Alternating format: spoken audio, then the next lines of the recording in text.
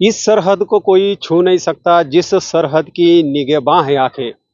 भारत देश की आन बान और शान, जो कि भारत का सैनिक।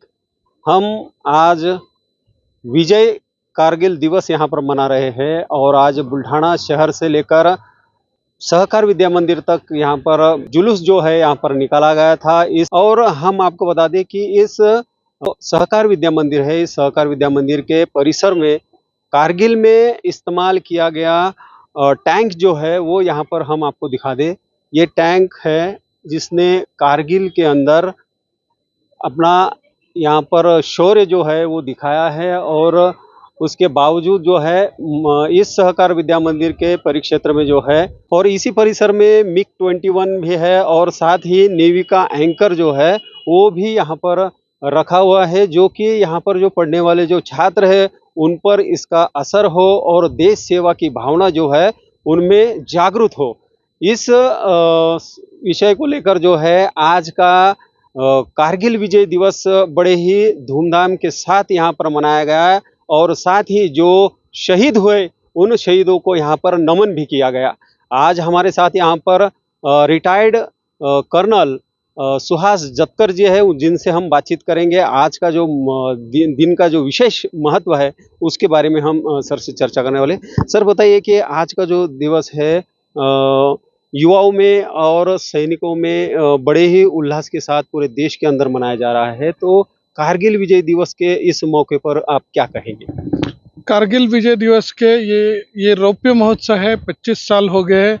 मैं ये कहना चाहूँगा कि एक अगर अपनी सदी खत्म हो गई तो नई सदी हमें इस देश को सुरक्षा करने के लिए तैयार करनी चाहिए और हम वही तभी कर सकते हैं जब हम इन जैसे आज का कारगिल विजय दिवस हुआ और कोई कार्य हुआ उसमें शहीदों को सम्मान दे और जो इन्होंने वीर गाथा की है, वीर काम की है, वो सब जवानों तक, बच्चों तक पहुंचाए ताकि वो अगले अपने देश में सुरक्षा में काम करने के लिए प्रेरित हो।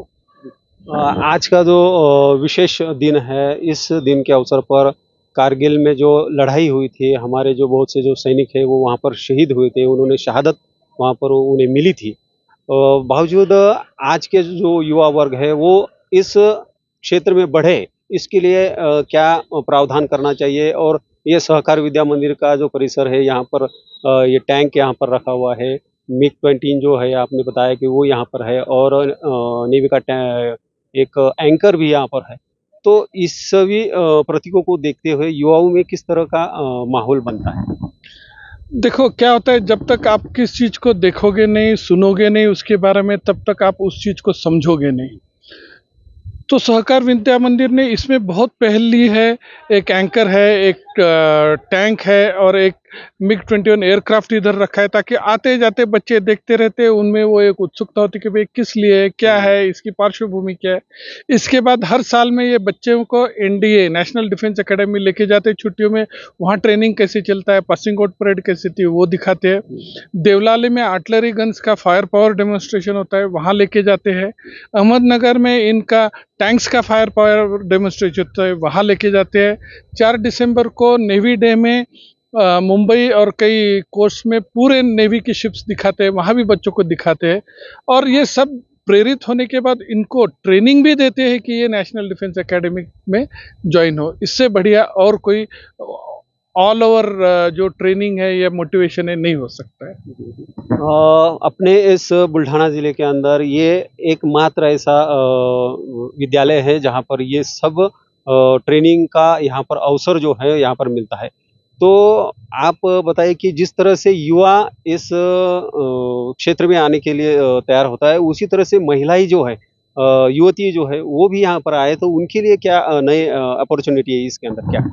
देखो अभी पहले तो महिलाओं को फौज में नहीं लाया करते थे, अभी महिलाओं को जवानों के लेवल में, अफसरों के लेवल में, अभी आप देखेंगे जो पहले कमीशन हुई थी वो यूनिट्स भी कमांड कर रही है, सियाचिन में भी काम कर रही है, बॉर्डर रोड्स में भी यूनिट्स कमांड कर रही है।